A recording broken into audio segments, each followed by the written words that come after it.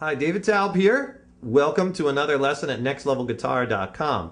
Today I want to talk about a little handy dandy practice tool that every guitar player on the planet should have and incorporate into their practice regimens now that you're getting deeper into your guitar journey.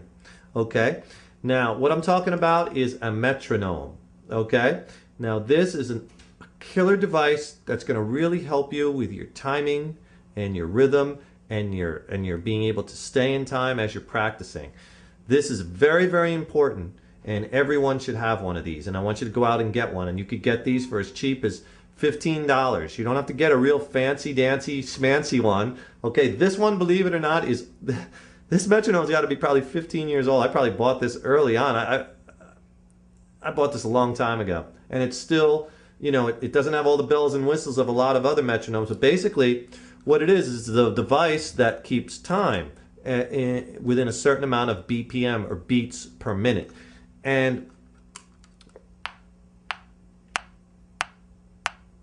you can kind of hear that metronome going, and it's so important to have this because what this will do is it won't allow you to speed up. See, you have to play in time to this device, okay? So a lot of times early on in your guitar journey, you might be speeding up strums or speeding up chord changes, but if you're playing to this, it's going to keep you honest, okay? And it's a great tool, and eventually you'll have, the timing will just be kind of embedded in yourself. You're tapping your foot and you won't stray. You'll be solid as a rock. Get one of these. Now they make a lot of different kinds and types. This one is your very basic one where it has a switch, has a little light, and it has a dial. For instance, right now I'm on like 92 beats per minute, so I could speed it up. See that click is getting faster and faster? Or I could slow it way down. Okay, so this is critical. Now they make digital ones. They make metronomes that are built into tuners. They make ones that you can adjust the click sound, so it sounds like click, click, click, or boink, boink, boink. Some they make where it gives you a different sound for certain beats. Like, they're kind of cool, where it'll be like, if you're playing with a like 1, 2, 3, 4, the one, instead of it being like a click, might be like a ding. So it'll be like ding, click, click, click, ding, click, click, click, ding. And that's kind of cool because it lets you know where the one is on each measure. Okay, so they're kind of cool too. And they make programmable ones and all kinds of funky ones, but they also make the old school ones still that have, like the old piano teachers used to use, where they put this big thing on their piano and it has a bar that goes like this, swings, and has a weight in the middle, and you move that up or down, and then you can get it to go slower or faster. And those are kind of cool. They actually made a comeback. Because people like that retro kind of thing. I like this one too because it has a little stand built in, so I can just pop it on my desk or where I'm practicing, and it's straight up. It just kind of makes it easier. So I actually like that feature of this metal stand.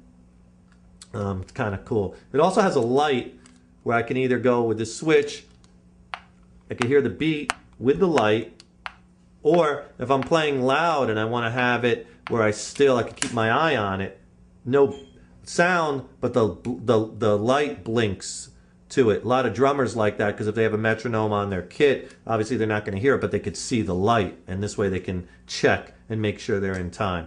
Okay, so a great way to use this at first would be, now I'm going to turn my guitar way down so you can't hear the guitar because I really want you to hear the metronome. Okay, and we're going to set the metronome to, let's say, 88. And let's say you're practicing like your G to C add 9 change, or G to C add 9 to D, or any one of your changes, right? So you're going to play it, and again, my guitar is going to be a lot lower, like G, 1, 2, 3, 4, C add 9, 2, 3, 4, to D, 1, 2, 3, 4, back to G, 2, 3, 4. Okay? Now, let's get the metronome going about that speed. A little fast. Now, you should be tapping your foot to the metronome. Okay? Now I'm going to click that on the mic there. G, C add 9, D. Now, my head is going with the metronome. Now, you have to play on the quarter note right to that metronome. So this is a good practice tool, practicing your change. So here's G, C add 9, D. 1, 2, 3, 4. 2, 3, 4. 1, 2, 3, 4. 1, 2, 3, 4. G. C add 9. D. G. C add 9. D. See how your change, everything is right on that click, right? Now let's say that was a little fast and you couldn't keep up. Well, let's slow it down. Let's go from 80 maybe to 66. 1, 2, 3, 4. G. C add 9. 1, 2, 3, 4. D. 1, 2, 3, 4. G. 2, 3, 4. C add 9. 1, 2, 3, 4. D. 2, 3, 4. G. Okay? Everything you play, you should be able to play in time, and you want to eventually work that up. Now, don't bring the metronome in instantly. Obviously, you have to get the strum down, you have to get the change down, and get fairly proficient at it. I don't want you bringing in another variable and frustrating yourself while you're still stumbling over the change. Make sure you have the change, use this to work on your timing. Make sure you have the strum down, the change down, then bring this in, okay? Don't bring it in while you're just learning a change or just learning a strum.